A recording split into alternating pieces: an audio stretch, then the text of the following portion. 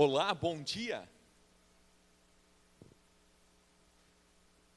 É um prazer podermos estar contigo neste momento, transmitindo ao vivo a lição da Escola Sabatina aqui da Igreja Central de Santo Antônio da Patrulha. Amado, talvez você vai perguntar, pastor, mas hoje está entrando uma hora mais cedo. A gente está entrando uma hora mais cedo, porque hoje nós teremos o culto. Tá? E você é nosso convidado, nós estamos aí entrando com a lição da Escola Sabatina. Ela vai ficar disponível nas plataformas, nas redes sociais. Então você que está acompanhando aí pelo Instagram, pelo Facebook, é uma alegria tê-lo conosco e principalmente que a paz de Jesus se faça sentir sobre a tua vida e também sobre a tua família. Aí você vai perguntar, pastor, mas não falou nada do pessoal do YouTube, né? Cadê o YouTube? O YouTube, fica tranquilo, daqui a pouquinho a gente vai subir na plataforma também por volta das 9 da manhã, vai estar disponível, mas você que está acompanhando aí pelo Facebook, pelo Instagram, você está acompanhando ao vivo neste momento a recapitulação da lição da Escola Sabatina. E nesta manhã eu tenho a honra e o privilégio de estar aqui com duas pessoas queridas, né? Até então eu tinha estado só com homens aqui, hoje eu me sinto no meio de um jardim, né? Um espinho em meio às flores, né? Para lembrar também que amanhã é Dia das Mães. Assim que eu gostaria de apresentar aquelas que estão conosco nesta manhã. Nome: Maria Cougo, vulgo, da forma que é conhecida por todos, Bá. É um privilégio batê-la conosco nesta manhã de sábado e poder acompanhar nesse momento da recapitulação da lição da Escola Sabatina. É uma honra, pastor. Também conosco, a Bá é membro ali da Igreja do Pindorama, né? Já foi membro aqui da Igreja Central e saiu por um nobre motivo, né? Por algo muito especial, para organizar ali aquele grupo tão querido. É sempre um prazer, uma satisfação estar lá com vocês. À minha esquerda tenho aqui também a Edilene. Edilene, não sei se chegou a ser membro aqui da Central. Sim, eu comecei aqui na Central. Começou por aqui também, Comecei olha só que aqui legal. também. Então todo mundo de volta a casa, né? Hoje está frequentando ali o bairro Madre Teresa. Edilene, é um prazer tê-la conosco nesta manhã de sábado e juntos participarmos deste instante da recapitulação da lição. Poderia orar conosco, pedindo a bênção, a presença de Deus aqui no nosso meio? Oramos então. Pai Santo, te agradecemos pelas tuas bênçãos, pelas tuas misericórdias, pelo teu perdão. Senhor, obrigada por mais um sábado que o Senhor nos concedeu. Abençoe-nos, Pai, durante essa lição, faça-se a tua vontade em nossa vida. Nós oramos em nome de Jesus. Amém, Senhor. Amém. Bom, queridos, você tem estudado aí tua lição, acompanhado aí das diferentes formas, ou seja, na forma impressa, ou pelo site da CPB, ou por plataforma digital. Eu tenho a minha aqui num formato digital, apanho dela feito cachorrinho sem dono de vez em quando, ela está mudando, também. né? A tua tá nesse formato também, Estou apanhando também. Mas no final dá certo, a gente consegue se encontrar com ela. Isso daí é bem tranquilo, a gente ter essa oportunidade de ler, estar aqui com a lição impressa e ficar mais sossegada. No entanto, eu queria poder introduzir a lição de hoje fazendo uma pergunta bem básica para vocês. O que tem significado para vocês? Nós estamos aí chegando exatamente à metade da lição. O que tem significado para vocês estudar uma lição que fala sobre a interpretação da Bíblia? Normalmente a gente está acostumado a estudar lições aí que falam sobre livros bíblicos, personagens, doutrinas, mas nesse trimestre em particular a gente está estudando uma lição que fala sobre interpretação da Bíblia. O que tem significado aí para a vida de vocês esse momento, esse instante, esta forma do estudo diferente da aproximação à palavra de Deus? Bom, pastor, a forma de interpretar a Bíblia é importante, porque às vezes a gente lê um texto. Eu gosto de dar estudo bíblico, e dou estudo bíblico ao sábado à tarde.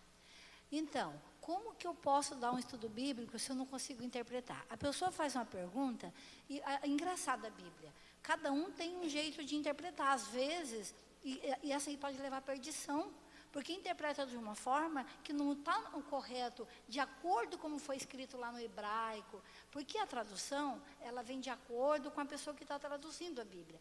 Mas quando a gente tem dúvida de um texto, a gente tem que ver como ela foi escrito lá no hebraico, da forma como ela foi escrito o Velho Testamento e o Novo Testamento.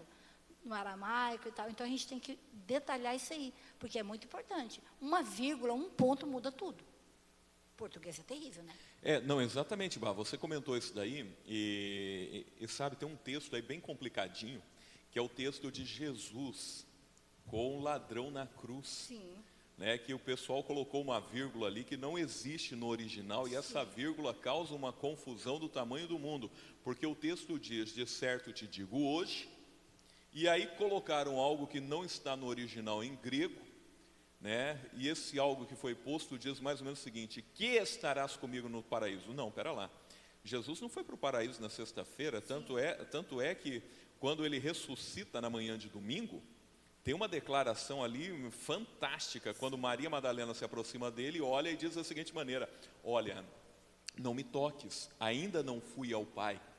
Né? E é interessante como esses negócios aí, hoje a gente vai recapitular, né? A semana inteira a gente esteve estudando sobre esse elemento aí da hermenêutica, algumas coisinhas. Edilene, deixa eu aproveitar e já passar a bola, a mesma pergunta para ti, o que tem significado? Porque essa observação tua aí foi muito boa, muito interessante, daqui a pouquinho a gente vai entrar com um pouco mais de detalhe no tema. Edilene, o que significa para ti estudar uma lição que fala sobre interpretação da Bíblia, a forma como a gente interpretá-la e como nos aproximarmos dela? O incrível, né, pastor, é que nós, na maioria das vezes, né, como a Bá explicou, estávamos conversando ali no início, né, as lições eram de Daniel, Apocalipse, Neemias, lições assim, super difíceis, complexas, gostosas, e aí assim, do nada a gente começa a estudar interpretação. Algo que para nós parece tão simples, né? Mas que é incrível, porque eu conheço várias pessoas que muitas vezes assim, mas eu não entendo esse texto. Um texto tão fácil, né? E Cristo, incrível que eu achei um texto de Ellen White que nos fala no livro Educação, que nos diz o seguinte: nenhuma verdade a Bíblia ensina mais claramente do que aquela segundo a qual o que fazemos é o resultado do que somos. Em grande parte, as experiências da vida são fruto de nossos próprios pensamentos e ações. Então, na maioria das vezes, nós queremos que a Bíblia seja interpretada de acordo com a minha vida. Mas eu devo viver segundo é a interpretação da Bíblia. Então, é um caso fácil, mas ao mesmo tempo complexo. E é incrível, eu estou assim, amando o estudo pelo fato de que coisas tão simples têm passado por despercebidos muitas vezes para nós. E nós, como membros de Deus, como membros da igreja, filhos de Deus, nós devemos viver segundo a vontade de Deus. E é o que a Bíblia nos ensina. Se nós passarmos e vivermos segundo aquilo que a Bíblia não está nos ensinando, nós estamos vivendo um erro. E essa lição está sendo uma bênção, assim. Ok, sabe, é interessante, a gente vem estudando sobre isso daí, veio falando. Bah, você fez uma colocação logo no começo, e eu vou pedir licença para retornar a ela, quando você comentou um pouquinho sobre a questão da tradução da Bíblia. Isso me dá um pouco mais de tranquilidade para falar sobre o tema, porque em algum momento da vida eu tive que estudar esse negócio. Apesar de hoje não saber muito mais, porque você não entra na prática, querendo ou não. O que acontece? Dentro da teologia você tem diferentes áreas de atuação, e isso fica mais numa parte da teologia pura, né, o que nós chamamos da teologia bíblica. E hoje eu vivo a teologia pastoral, que é a teologia aplicada, né, trazendo para a vida das pessoas. Então, propriamente, eu não tenho tanto contato, tanta familiaridade com o texto original. Querendo ou não, no passado eu sabia fazer só aqueles rabiscos do hebraico, aquelas letrinhas, os pontinhos, né, o que o pessoal gosta de dizer, as cobrinhas. Eu gosto muito do hebraico. Do grego, tive problemas, porque eu estudava à tarde grego logo depois do almoço. Aí imagina, né? O sono vem, bate, e muita coisa você acaba não lembrando, não recordando. No entanto, veja aqui algo muito interessante. Esta é uma crítica que constantemente o texto bíblico recebe, de que a tradução ela é tendenciosa. Não é. A tradução ela é fidedigna. Ela não é tendenciosa. A tradução ela é fidedigna. Aí vai perguntar, mas pastor, pera lá, como afinal de contas funciona esse negócio? Porque hoje a gente tem tantas Bíblias por aí. Temos, são versões da Bíblia. O que acontece? Nós temos diferentes versões por causa do quê? De uma aproximação da linguagem comum e corrente para um determinado período. Então, o que acontece? Hoje, as 3 Bíblias que mais circulam no nosso contexto da versão João Ferreira de Almeida, que é uma tradução ao português, são a João Ferreira de Almeida Revista e Corrigida, a João Ferreira de Almeida Revista e Atualizada, e também agora o que nós chamamos da Nova Almeida. Qual é a diferença entre elas? O texto segue sendo trabalhado a partir do original, escrito em grego e em hebraico. Porém, a forma como ela é acomodada no português, são utilizadas palavras sinônimas, tá? De um português mais corrente, de um português mais comum, de um português mais fluido. Aí você pergunta, pastor, mas como é que eu consigo comparar isso daí? É simples. Existe uma outra tradução da Bíblia chamada Nova Versão Internacional, muito boa por sinal também, que você vai ver uma semelhança muito grande dentro do texto, apenas uma acomodação na forma de expressar. Claro, a lição dessa semana falava um pouquinho ali também de algumas palavras que nós não temos no nosso vocabulário, e aí a gente acaba ajustando. Para ter uma noção, o hebraico é limitado, ele tem 3.600 palavras. No português a gente tem 13.500 e tem problemas para comunicar, né? Chega para alguém e fala, me dá uma manga. O que vai entregar? O que vai entregar? Uma manga? Então, o que acontece? Depende de onde você está. Por exemplo, se você estiver numa cidade... Edilene, eu vou falar de uma cidade aqui que a Bá conhece. Tá? Cianorte. Cianorte, lá no Paraná. Cianorte é a capital do vestuário. Chega lá e chega para uma mulher e fala, me dá uma manga. Vai dar uma manga do quê? Ela pode te dar uma manga fruta, ainda mais se for em dezembro. Ainda mais se for em dezembro. Tá? Pode te dar uma manga fruta, ou pode te dar também uma manga de camisa, ou uma manga de camiseta, uma manga de uma blusa, enfim. São coisas que permitem. Então, o que acontece? No hebraico, você tem esse problema. Por exemplo, há uma palavra que você não tem a palavra costas no hebraico, você tem a palavra alto. E quando você tem ali o texto que Davi subiu nas costas do gigante Golias, cortou sua cabeça, no texto original está escrito, subiu nos altos de Golias e cortou-lhe a cabeça. Você tem essa diferença. Já o grego não, o grego é totalmente diferente. O grego é uma língua assim extremamente precisa, onde você tem uma palavra para comunicar cada sentimento, cada ideia. Tanto é que quando você vai para amor, você tem 3 palavras para expressar amor, que são as palavras ágape, fileu e eros. Aí qual que é a diferença de um para o outro? Bom, o ágape é aquele amor pleno, supremo, que você consegue envolver tudo, né? Você tem o amor fileu, que é aquele amor que fala de um relacionamento entre 2 pessoas, principalmente no âmbito familiar, entre irmãos, né? E você tem a terceira forma do amor, que é o eros, que é o amor erótico, que envolve o relacionamento, né, naquela época, quando escreveu, entre um homem e uma mulher, né, que envolve esse relacionamento. Por outro lado, você tem um problema. E olha que interessante, né? Você, quando vai para um derivado em si da uva, que é o oinós, você tem um problema. Porque só existe uma palavra para dizer o que é vinho e o que é suco de uva. E tem muita gente por aí que gosta de causar confusão dentro do tema, afinal de contas, pastor, é vinho, não, pode tomar vinho, bebida alcoólica, não, mas aí o que eu faço? Aí eu vou lá no livro de Provérbios e diz que a bebida alcoólica ela é alvoraçadora, né? Causa problemas. Então tudo isso aí entra um pouquinho dentro do elemento da interpretação. Mas aqui eu quero trazer uma pergunta para vocês. Desculpa eu me meter um pouco, isso daqui é a minha área, teologia, né? Sim. Se eu não falar de teologia, eu não sei mais do que eu vou falar. No entanto, eu quero trazer uma coisa assim um pouco mais prática. Como que eu consigo entender esse elemento cultural dentro da Bíblia? Como é que eu consigo entender esse elemento cultural dentro da Bíblia? Da gente poder fazer as acomodações. Olha, pastor,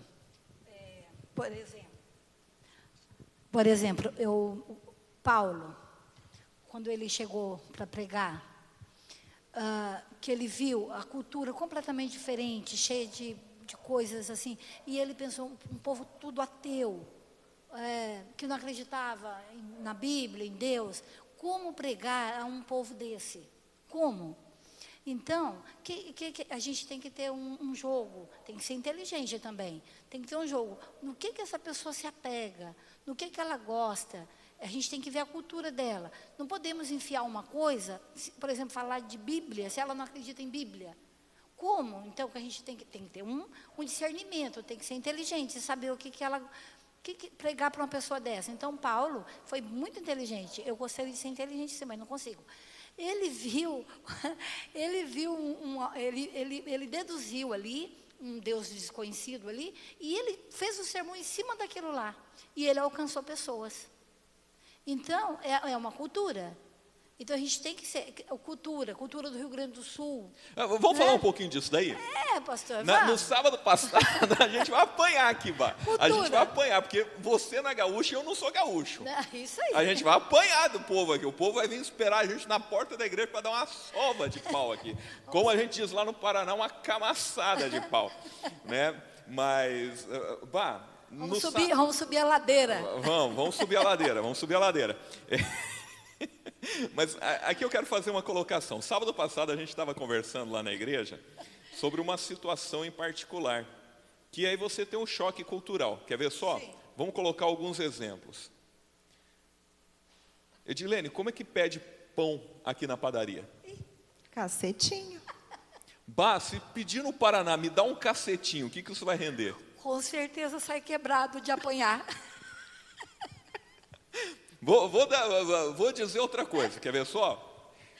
Edilene, prato famoso, feito no fogo, um pouco mais dourado, partindo para o queimado, recheado com mumu. Nome dele, lembra ou não? Aqui. Não, vocês comem. Come no pão, Edilene. Come com pão. O primeiro nome é Nego. Não. Nego deitado. Sim. Você já comeu nego deitado ou não? Nego deitado, solinha, é o que a gente conhece. Nego deitado, solinha, tá bom. Nego deitado no Paraná. Pastor, nego deitado, aqui o nego deitado se come, né? Eles fazem aqui e comem, né? Lá no Paraná, falar que comeu um nego deitado, negócio é feio, hein? Negócio é feio, pastor. Negócio é feio. Negócio é feio. Aqui é normal, é tranquilo. Pastor, né? Rapariga. Barbaridade.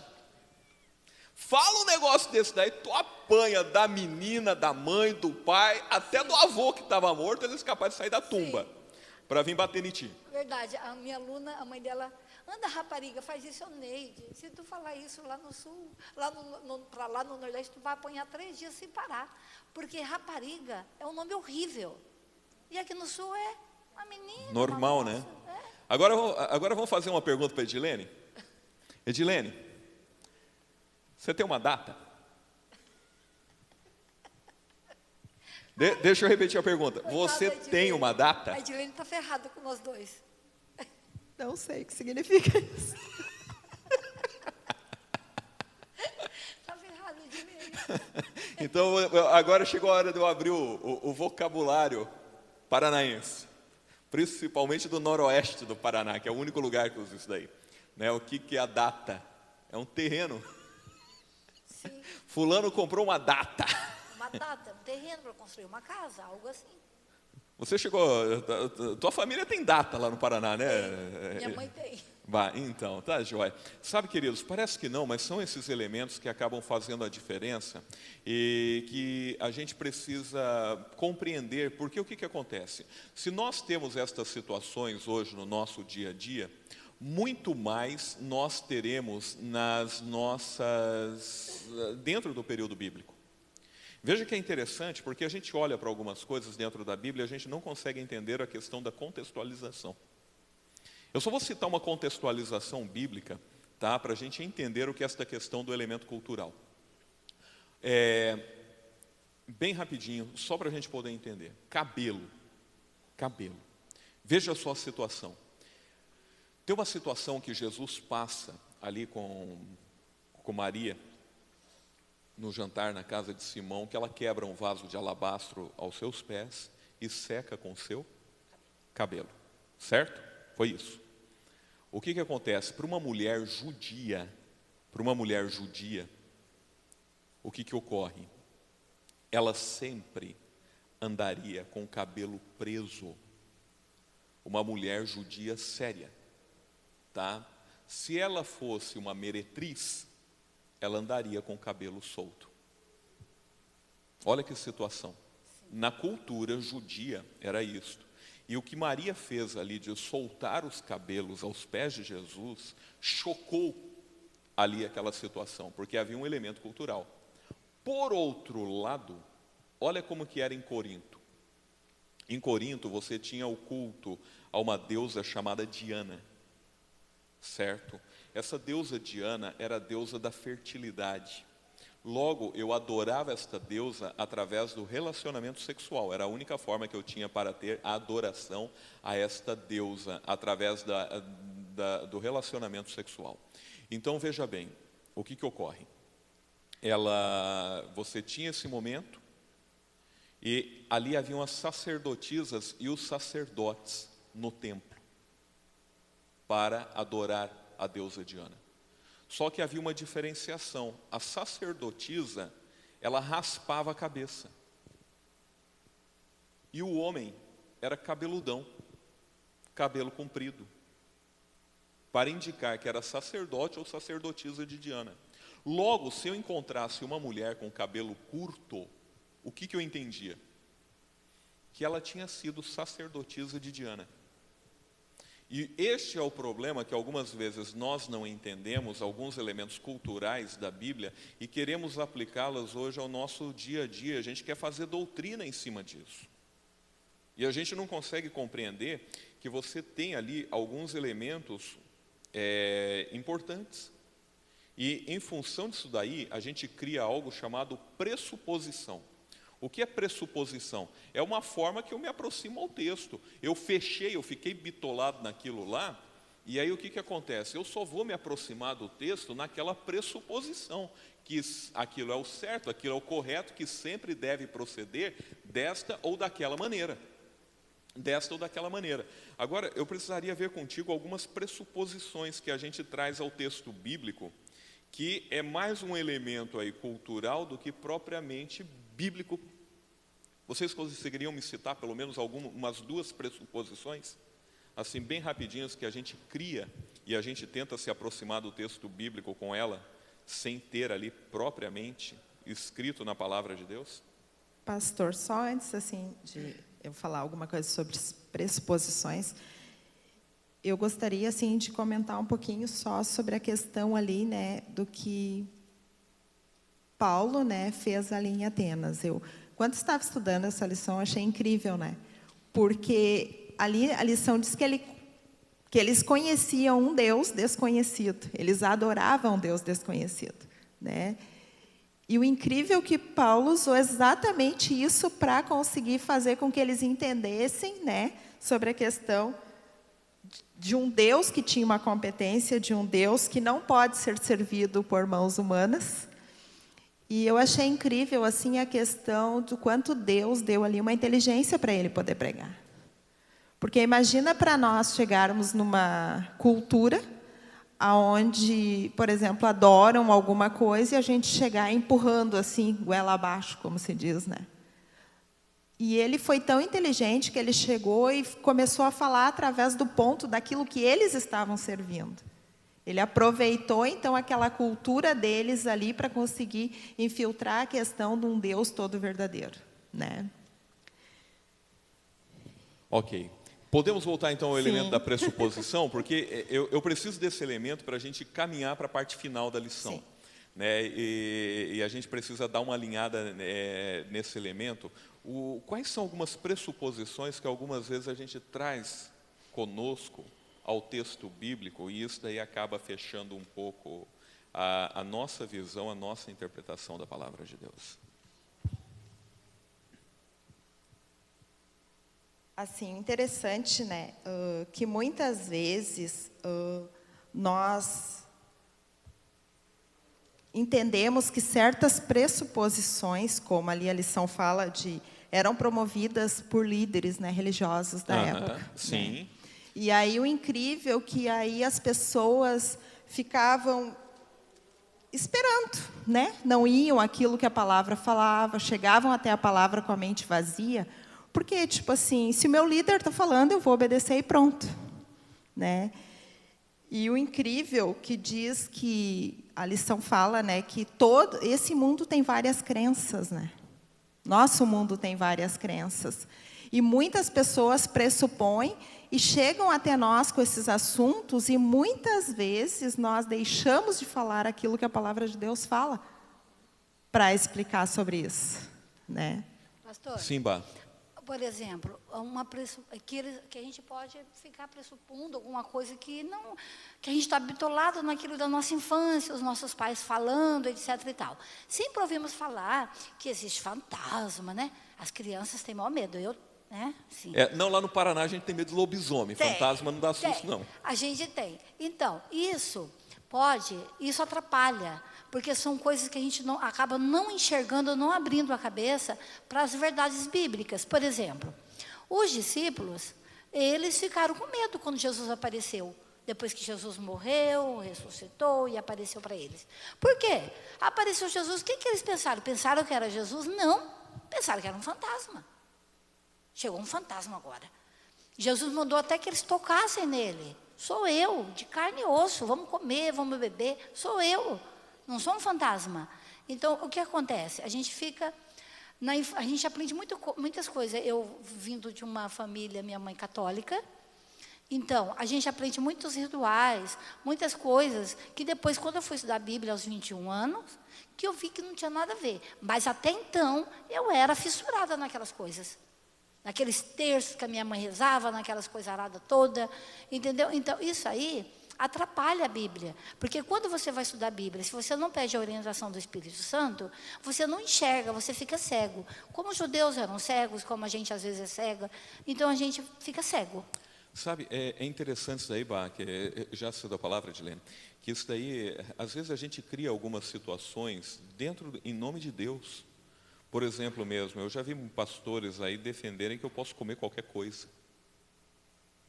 E a Bíblia me passa uma alimentação, uma orientação daquilo que eu devo me alimentar. Sim. Né? Ao mesmo tempo, eu tenho algumas orientações da Bíblia com respeito a um dia especial de guarda. Sim. Só que a pessoa fica tão bitolada em algo que é repetido, Sim. vira um mantra, Ritual. que ela olha assim, vê e não consegue compreender. O texto está ali, dizendo com todas as letras, todas as palavras, só que ela está ali bloqueada. Ela não consegue ver, ela não consegue perceber. Né? Quer ver só uma outra situação? Eu fiquei abismado nesta semana com uma situação em particular. Qual foi a situação particular? Uma determinada igreja apresentando uma realidade de que uma determinada semente iria curar as pessoas da Covid. E olha, era uma sementinha pequenininha vendida a R$1.000. Não, é sério, isso daí circulou pelas redes sociais, nos mais diferentes aspectos, nas mais diferentes situações. E o detalhe é que você tem muita pessoa sincera crendo nisso. Sim. Há um caso emblemático que nós tivemos aí, isso no ano 2002, de um pastor que simplesmente pegou um texto ali de Oséias e disse: vai e toma uma mulher, só que o texto diz adúltera. E esse pastor diz: vai, toma uma mulher e adultera. Eita. Com ela. Ah, pera lá, aí complica tudo. Aí complica tudo. Percebe? Sim. Essa é a dificuldade, essa é a situação que a gente começa a ter e complica um pouco. Edilene, sim. Incrível ali, né, da pressuposições, no caso, né, é que um detalhe aqui, né, seria um alerta para nós não vivermos sobre pressuposições. Buscar aquilo que está escrito na palavra, interpretar aquilo conforme a vontade de Deus, né? E não ouvir simplesmente: o fulano me falou que é assim, não, estudarmos. E por isso, assim, que eu amo estudar a Bíblia e gosto, querendo já puxar um pouquinho, mas eu gosto dos nossos pastores da igreja por isso. Eles não ficam pressupondo alguma coisa. Aquilo que eles aprendem, nós aprendemos. A mesma Bíblia que eles usam é a Bíblia que nós usamos. Então, se torna uma coisa fácil de aprender. Por quê? Porque nós aprendemos uma leitura, né, que seja um estudo, uma reflexão, né, tudo num texto que todos nós conhecemos. E o grande problema que eles estavam vivendo na época, né, é que eles estavam ali familiarizados com as Escrituras. Todo o pessoal estavam familiarizados, mas como? Escutando algumas pressuposições. Eles não estudavam, tipo, como nós hoje estudamos, e todos nós sabemos a mesma, né? Falamos a mesma língua, dizemos assim. Porque os líderes falavam aquilo, muitas vezes, que eles queriam, e as pessoas acabavam aceitando, porque não procuravam aquilo que a palavra de Deus falava, né? E isso é interessante, porque hoje nós temos acesso a isso, né? Nós temos acesso a tudo isso e podemos levar o Evangelho para as pessoas, assim como qualquer líder, como qualquer membro comum, nós podemos levar a mensagem. Ok, vamos para as conclusões finais, porque o tempo é nosso inimigo, né? E deixar por nós, pastor? A gente vai trabalhando e daqui a pouquinho entra o culto também. Então, a gente tem aí para os últimos pensamentos aí para a gente poder concluir, por favor. Eu vou terminar assim, pensando assim, que às vezes a gente, quando a gente não quer enxergar as verdades bíblicas, a gente interpreta a Bíblia de acordo com aquilo que nós gostamos. Se está bom para mim, beleza, a Bíblia está batendo. Por exemplo, pega um texto lá de Atos, onde Pedro teve a visão do lençol, onde poderia comer todos os animais que Deus diz mata e come.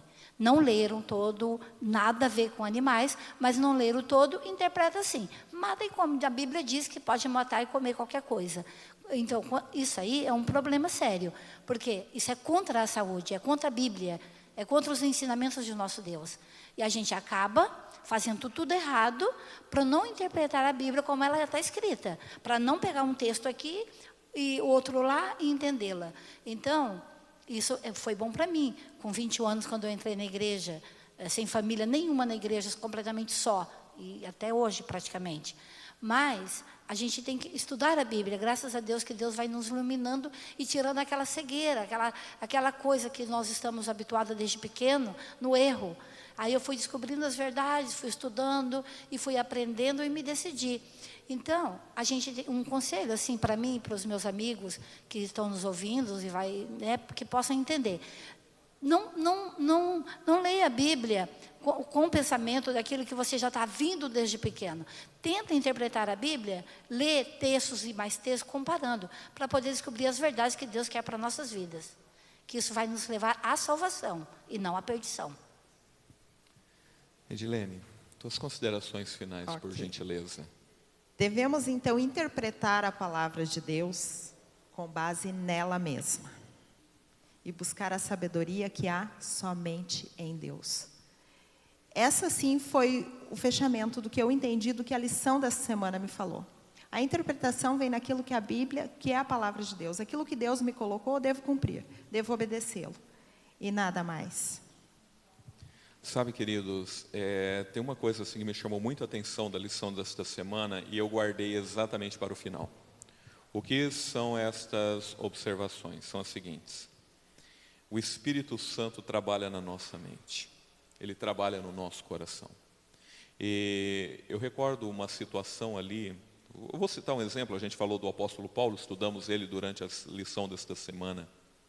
Ele era uma pessoa que conhecia a Bíblia de cor, e foi uma prática que Jesus teve com os discípulos dele. Qual foi a prática que Jesus teve com os discípulos dele? A prática foi a seguinte, que ele recordou as Escrituras, ele repassou as Escrituras, para que eles pudessem compreender o que as Escrituras de fato falavam e diziam a respeito dele. Paulo sabia de cor as Escrituras e ficou 3 dias cego em Damasco, repassando as Escrituras todas na sua mente. E a partir daquele instante ele teve um despertar pelo poder, pela graça e pela misericórdia do nosso Deus, sob influência do Espírito Santo, para que pudesse compreender a mensagem que Deus tinha reservado e preparado para ele. Algumas vezes Deus trabalha desta maneira, trazendo um despertar na nossa mente, no nosso coração, para compreender as verdades. Algumas vezes a gente vê pessoas que leem, conhecem as Escrituras e a gente fica naquela, mas como não consegue ver? Tem que bater com machado na cabeça para ver se abre essa cabeça dura para entrar lá. Calma.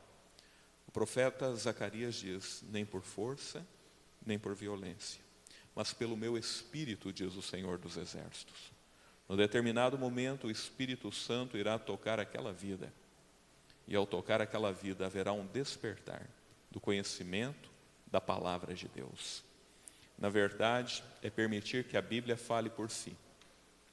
Na semana passada nós estudamos só a Escritura. Deixe que a Bíblia fale, deixe que a Bíblia desperte, deixe que a Bíblia mostre e indique a mensagem que ela tem reservada e preparada para a nossa vida. Querido, que Deus esteja contigo. Deixo o convite para a semana que vem a gente poder se encontrar nesse momento do estudo, da recapitulação da lição, e permitir que Deus seja Deus atuando no nosso viver. Pode nos despedir, orando, falando com o nosso Deus? Nosso Deus misericordioso que habita nos céus, nós te agradecemos, ó Pai, porque Tu nos criaste e também nos deste a Tua palavra. Nos deixaste aqui a Tua palavra para que nós pudéssemos entendê-la, saber o caminho que percorremos, saber as Tuas verdades, para nos corrigir, para assim nos purificar e assim nós morarmos eternamente contigo um dia. Nos abençoe, Senhor, continue aqui conosco. Continue nos cuidando, nos abençoando, nos ajudando a interpretar bem as suas palavras e proteja-nos, proteja a nossa família, onde quer que elas estejam, proteja os nossos membros da nossa igreja, cuide de nós agora nesse momento difícil que nós estamos passando, que o Senhor possa habitar em nosso coração, que nós podemos, ó Deus, um dia, quando Tu voltares na nuvem dos céus, nós possamos nos alegrar com Sua volta. Nós pedimos tudo isso, Senhor, não que há em nós mérito algum, pois sabemos que somos pecadores, falhos, erramos a cada segundo, mas nós confiamos em Jesus, que um dia veio, morreu, ressuscitou e está no céu preparando uma morada para nós. Nós pedimos tudo isso no nome dEle. Amém. Amém. Querido, que Deus te abençoe, Deus te guarde, Deus te dê um bom restante de sábado e fica conosco, tá? Para podermos acompanhar aí o culto de adoração, o culto deste sábado. Que Deus esteja contigo. Muito obrigado, Edilene, muito obrigado. Que Deus abençoe. Daqui a pouquinho a gente se encontra aí no momento da pregação, no momento da adoração a Deus, através do estudo da sua palavra.